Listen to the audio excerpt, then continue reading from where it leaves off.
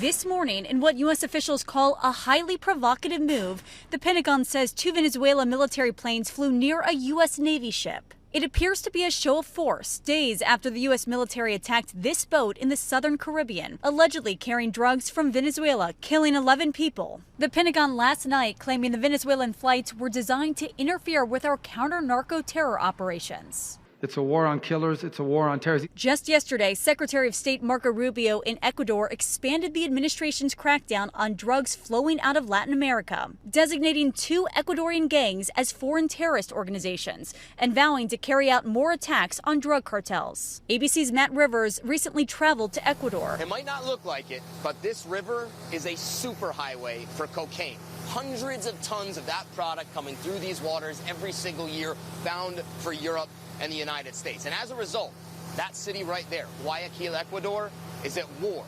Rival drug gangs fighting between themselves and the government, vying for supremacy in what has become one of the most important hubs in the global cocaine trade. The U.S. Navy recently deploying 8 ships to the Caribbean and Pacific. Defense Secretary Pete Hegseth comparing the drug cartels to al-Qaeda. You've probably seen the headlines by now. Venezuelan forces once again tried to provoke the United States Navy in the Caribbean. It was meant to be a show of strength. Instead, it turned into a public reminder of just how wide the gap really is between America's military and everyone else. What was supposed to be a flex for Nicolas Maduro ended up backfiring instantly. His forces scrambled jets and tried to shadow a U.S. vessel, but the Navy didn't flinch. No retreat or any hesitation. Just a calm, overwhelming presence that made Venezuela look reckless and weak. And this isn't just about one skirmish at sea.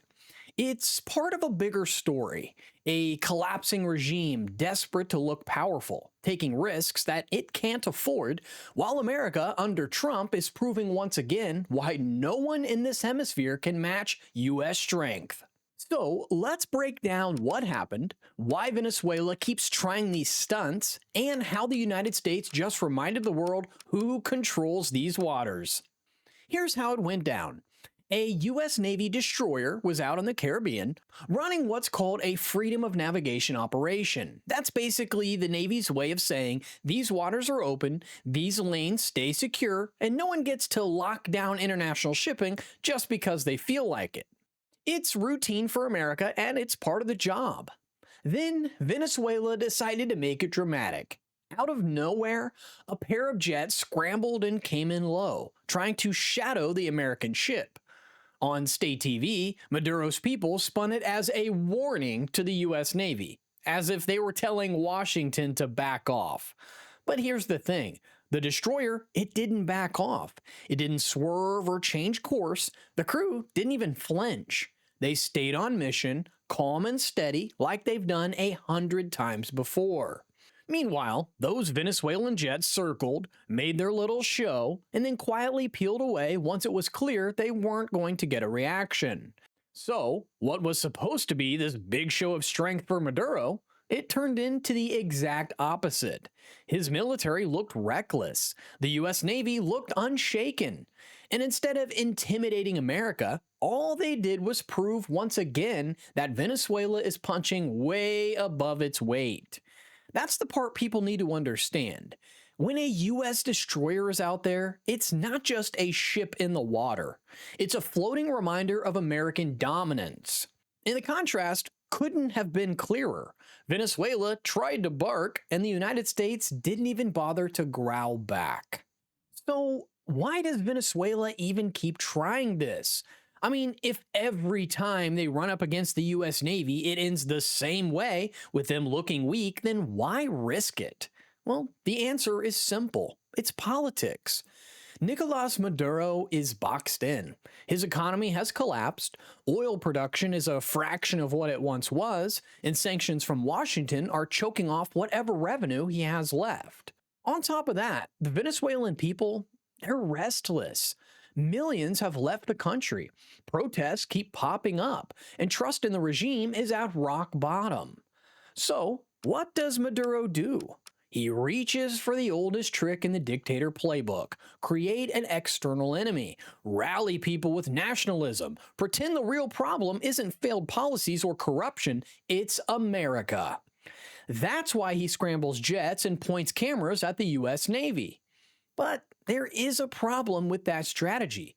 The US Navy isn't a prop. It's not there to play along with Maduro's theater. Every time he tries one of these stunts, it only highlights the gap between propaganda and reality. And the irony is that the more Maduro does this, the more isolated he becomes. Neighbors see the recklessness, investors see the instability, and Washington sees a desperate regime that's running out of moves. So yeah, Maduro can try to make himself look powerful for the cameras, but in practice, all he's doing is reminding the world how powerless he really is. What happens if Venezuela flies jets over U.S. naval vessels again? Well, I would say they're going to be in trouble.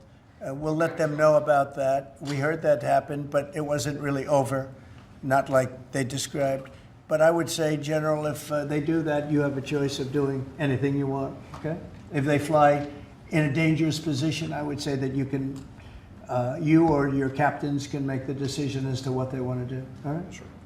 Say it. How close did they get? You said the planes did not. Well, I don't want to talk about that, but if they do put us in a dangerous position, they'll be shut down. The Maduro regime is pushing back today. In fact, they say the U.S. seeks regime change through military threat. Your reaction to those words, and also, would you like to see regime change in Venezuela? Well, we're not talking about that, but we are talking about the fact that you had an election which was a very strange election, to put it mildly. I'm being very nice when I say that. I can only say that billions of dollars of drugs are pouring into our country from Venezuela. The prisons of Venezuela have been opened up to our country. They've taken their prisoners, the worst prisoners, murderers, Tren de Aragua. The worst prisoners that you can ever imagine are now happily living in the United States of America. And when I see boats coming in, like loaded up the other day with all sorts of drugs, probably fentanyl mostly, but all sorts of drugs, and we're going to take them out. And if people want to have fun going on the high seas or the low seas, they're going to be in trouble. Now, let's flip the lens and look at the US side of this. Because if Venezuela's moves are about desperation and propaganda, America's response is about consistency and strength. The Navy doesn't just show up in these waters for show. These missions are designed to make a point. The United States guarantees freedom of navigation. That means trade routes stay open. Smugglers, they don't get free rein. And regimes like Maduro's don't get to intimidate their neighbors. And that's a big difference here. For Venezuela, scrambling jets, it's a gamble. For the US, sailing a destroyer through contested waters is routine.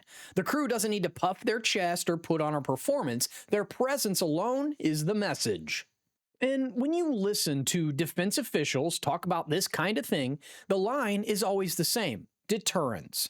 America doesn't need to shout, it doesn't need to bluff, it just quietly projects overwhelming power, and that's usually enough to make adversaries back down. Well, that's exactly what happened here. Venezuelan pilots got close enough to wave for the cameras and then pulled away the second it was clear the destroyer wasn't budging. Here's the part Maduro didn't see coming.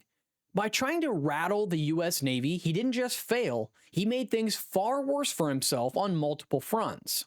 First, internationally. The video of Venezuelan jets buzzing an American destroyer made the rounds fast, but not in the way Maduro hoped. To allies in the region, it didn't look like strength, it looked reckless. Countries already uneasy about his regime now have another reason to keep their distance. No one wants to be tied to a government that plays chicken with the United States military. Second, domestically. Sure, Maduro will spin that footage on state TV, but ordinary Venezuelans, they're not fooled. They live with shortages, blackouts, and a collapsing economy.